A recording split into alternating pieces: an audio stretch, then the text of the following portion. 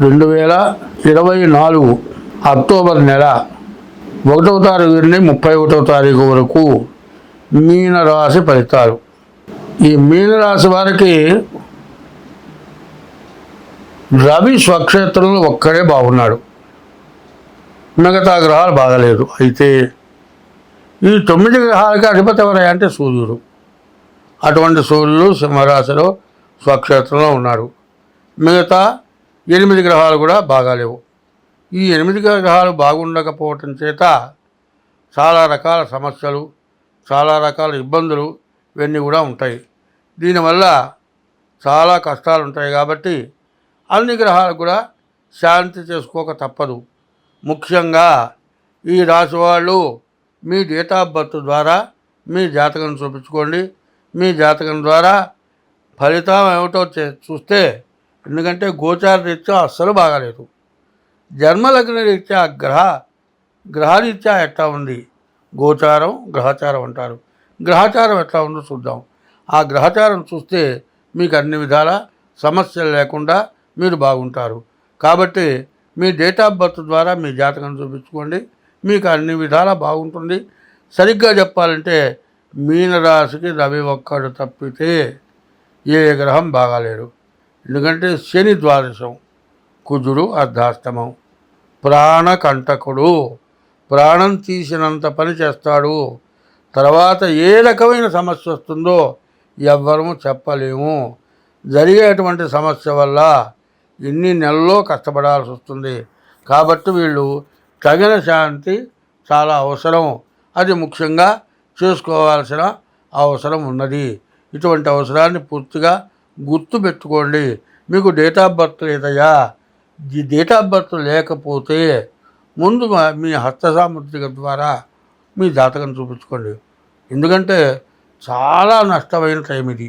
దీన్ని జాగ్రత్త పడితే మీకు ఎంతైనా ఉపయోగం, ఎంతైనా మంచి జరుగుతుంది. కాబట్టి ఇది మాత్రం తప్పనిసరిగా పాటించాలి.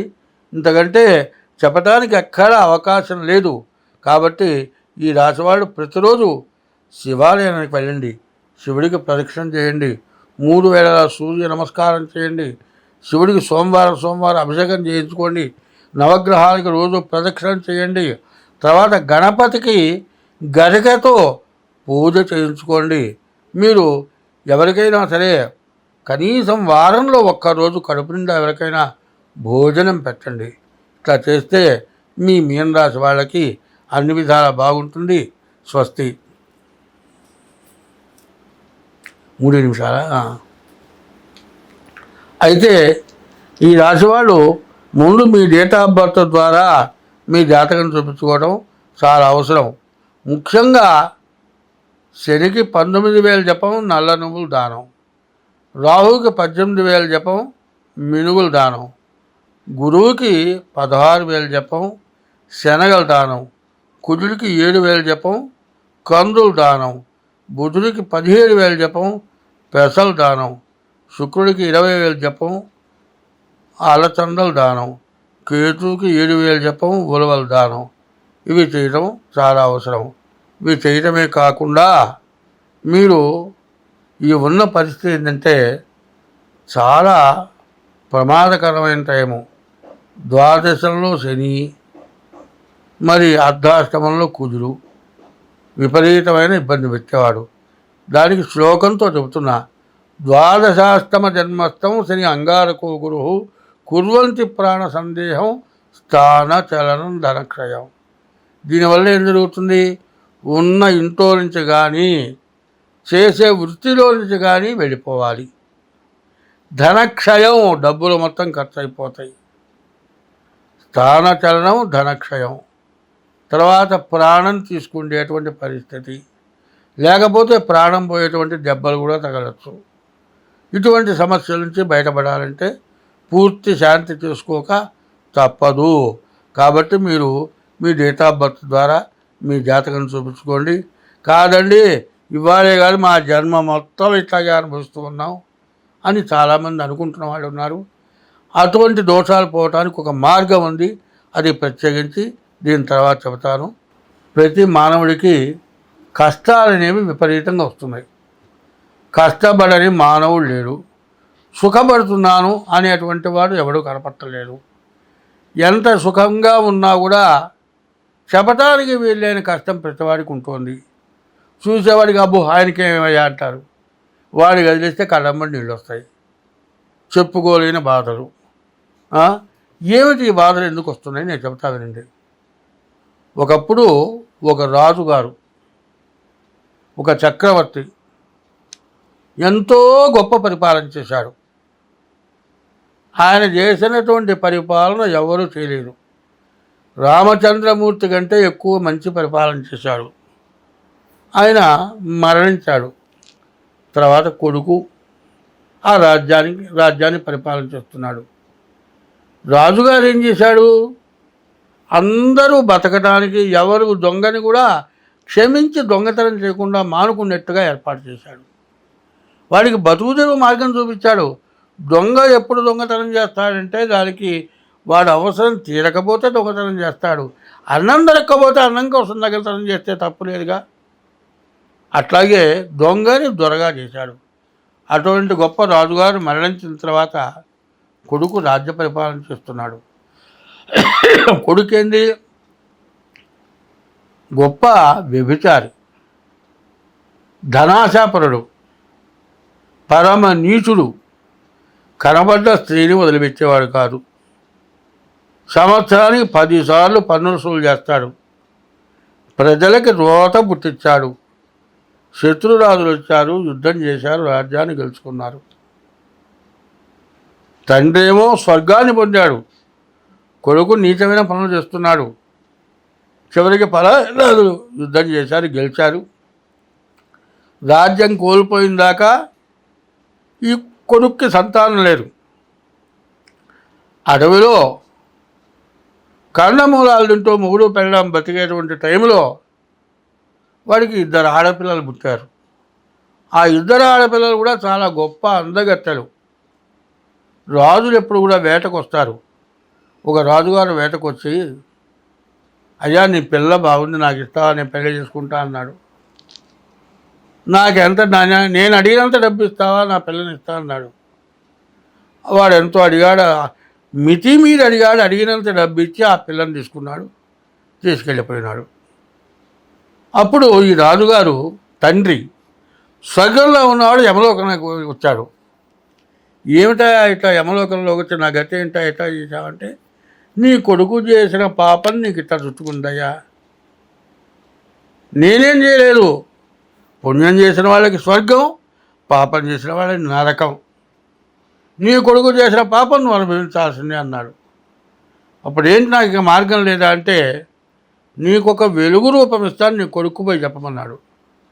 ఆ కొడుకు పోయి, ఏమిరా నీవు ఆడపిల్లని నమ్ముకున్నావురా, ఒక పిల్లని కన్యాదానం చేస్తే 10 తరాలు ఇటు అటు 10 తరాలు 21 తరం మోక్షాన్ని పొందుతారని ఉంటే ఆడపిల్లని అమ్ముకున్నావు, ఆడపిల్లని విక్రయం చేశావు. దశపూర్వేషాం దశాపరేషాం మధ్వంశానాం. 10 పిల్ల తరపు పిల్ల తండ్రి తరపు మోక్షాన్ని పొందుతారన్నటువంటి పిల్లని అమ్ముకున్నావురా. అందుకు నాకే కర్మ పెట్టిందిరా, నన్ను స్వర్గానికి పంపించరా అని అడిగితే, 2వ పిల్లకి కన్యాదానం చేసి వివాహం చేస్తే ఆ రాజుగారు మోక్షానికి పోయినాడు. అది ఒక పెద్ద పాపం. 2, ఇవాళ తల్లిదండ్రులకు అన్నం పెట్టటంలే. ఎందుకయ్యా అంటే, విదేశాల్లో ఉంటేనేమో చూడటానికి వాళ్ళకి అవకాశం లేదు. స్వదేశంలో ఉన్న వాళ్ళకి పుట్టిన పిల్లని యూకేజీలో పెడితే, యూకేజీలో చేరిస్తే 60,000 70,000. వీళ్ళ సంపాదన వీళ్ళ పిల్లల్ని చదివించడానికి చాలక మేము అన్నం పోతున్నాం అంటున్నారు. మరి మిమ్మల్ని ఎట్టా పెంచితే మీరు పెళ్లి చేసుకొని పిల్లల్ని కన్నారు, మీరు తల్లిదండ్రులకు అన్నం పెట్టలే. అదొక పెద్ద పాపం. మరి తల్లిదండ్రులని ఇబ్బంది పెట్టడం, భార్యని ఇబ్బంది పెట్టడం, భార్య తరఫు వాళ్ళని ఇబ్బంది పెట్టడం, వాడు ఏమీ తేలేదని వేధించడం, ఆడమనిషిని కొట్టడం చాలా దోషం. స్త్రీ హింస, శిశు హింస చాలా దోషం. భ్రూణ హింస, గర్భిణీలు తీసేయడం ఒక దోషం. గర్భవతి అయినటువంటి స్త్రీని కాలుతో తంతే గర్భస్రావం జరిగితే అది పెద్ద దోషం. ఇటువంటి తెలియని దోషాలు, తెలియకుండా చేస్తున్న దోషాలు అనేకం ఉన్నాయి. మన హిందూ ధర్మంలో ఏం చెప్పారు? అందరూ దైవస్వరూపులే, జీవాత్మ పరమాత్మ అన్నారు. ప్రతి జీవరాశిలో పరమాత్మ ఉన్నాడు. మనం ఏం చేస్తున్నాం? సింహాన్ని పూజిస్తున్నాం, పులిని పూజిస్తున్నాం, సర్పాన్ని పూజిస్తున్నాం, పుట్టను పూజిస్తున్నాం, చెట్టును పూజిస్తున్నాం, మనిషిని పూజిస్తున్నాం, కొండని పూజిస్తున్నాం. అన్నీ కూడా దైవస్వరూపాలను పూజిస్తున్నాం. హిందూ మతం అనాది మతం. ఈ అనాది మతంలో చెప్పినవన్నీ మంచే. ఎవరు మనకు ఏ మతం కూడా మనకు శత్రుత్వం లేదు. అయితే మనం చేసే పాపాలు మనల్ని వేధిస్తూ ఉన్నాయి. కాబట్టి తల్లిదండ్రులకు అన్నం పెట్టకపోయినా దోషమే. సరే, తల్లిదండ్రులకి అన్నం పెట్టామండి, వాళ్ళు మరణించిన తర్వాత ఉత్తర క్రియలు కర్మ చేయాలి. అదైన తర్వాత ప్రతి సంవత్సరం ఆ పోయిన తిథి రోజు తద్దినం అనేది పెట్టాలి. అది ఒక సంవత్సరం వాళ్ళకు ఒక రోజు కింద లెక్క.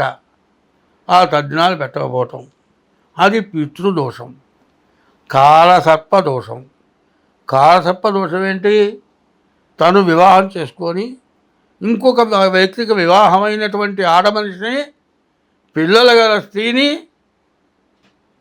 చెడగొట్టి ఆ మనిషితో వ్యభిచారం చేసి భార్యాభర్తలకి కర్ణ సంతానానికి సంబంధం లేకుండా నీకు భార్య ఉండగా పరస్త్రీ వ్యామోహంతో ఆ పరస్త్రీని తీసుకురావటం.